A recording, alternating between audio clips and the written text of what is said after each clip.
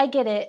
You're tired of feeling like you have to give up dessert just to lose weight. You constantly feel like you're on or off a diet. Does this sound familiar? If so, you're not alone. And in this video, I'm going to give you 5 simple ways to eat dessert and still lose weight without tracking every calorie or going on another diet. So let's talk about balance, not restriction, so you can lose weight in real life. Tip number 1 is to make dessert part of the meal. So yes, your overall calorie intake does matter for weight loss to happen, but that doesn't mean that you need to obsessively track every single bite or go on a diet. Here's a smarter way to think about it. When you build balanced meals, there's often room for dessert without going overboard. As a dietitian, I typically recommend this simple plate method to make a balanced meal.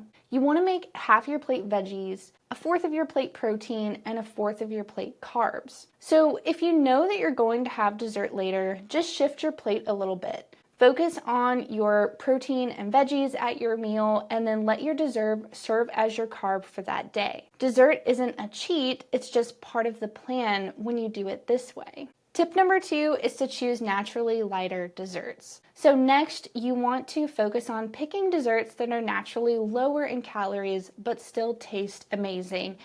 And there is a catch, so stay tuned for my 3rd tip where I'm going to tell you how to decide when to actually use this tip. So some of my go-to lighter dessert ideas are fresh fruit with a little drizzle of dark chocolate, homemade fruit cobbler, low sugar ice cream, or yogurt bark. Chocolate dipped strawberries is another favorite of mine. So you don't have to give up sweet things, you just want to choose options that give you that satisfaction without derailing your goals. So I just talked about how picking lighter desserts can help you to reach your weight loss goals, but now I want to talk about when that actually won't be helpful. You see, you need to determine when you actually can satisfy your craving with a lighter version versus times where you really just need to go for the real deal to begin with. And that brings me to tip number 4, which is to eat mindfully and satisfy the real craving.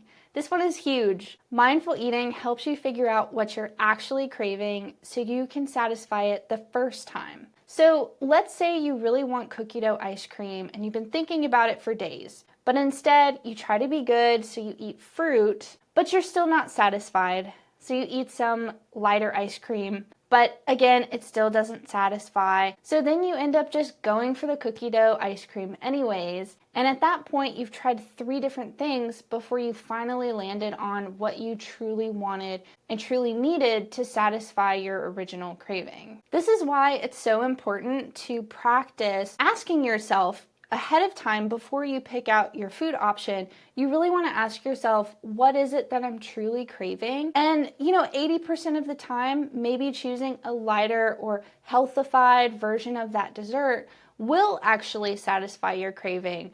But then let's say maybe 20% of the time, you really just need the real thing. Maybe it's a specific family recipe that you're craving, or just a really good ice cream that you absolutely love and you haven't had it in a while, and so you want to just choose the real deal. It's so important to differentiate between that. And this is a skill that takes time. So practice, journal about it. That can be really helpful. And don't be afraid to experiment with different things. Tip number 4 is to add protein and fiber to make it filling. So here's the deal with most desserts. They digest really fast. And that's why you can eat cake and then be hungry again 30 minutes or maybe even an hour later. To fix that, you just want to add some protein and fiber so your dessert works with your body, not against it. Try mixing in things like chia seeds or flax seeds, oats, almond flour, nuts, Greek yogurt, even a little bit of protein powder in baked goods. This will turn your dessert into a more balanced snack that can keep you full for 3 to 4 hours instead of just 30 minutes. Another thing that this helps with is specifically fiber can help to feed and nurture your gut microbiome, and There's a big correlation between a healthy gut and metabolism and weight loss. And also, protein is a nutrient that really helps to support our metabolism as well. It also helps us to maintain our muscle mass. So by figuring out how you can add more protein and fiber to your foods, even your desserts, that ultimately is helping you to set yourself up for success in terms of making sure your metabolism is running as smoothly as possible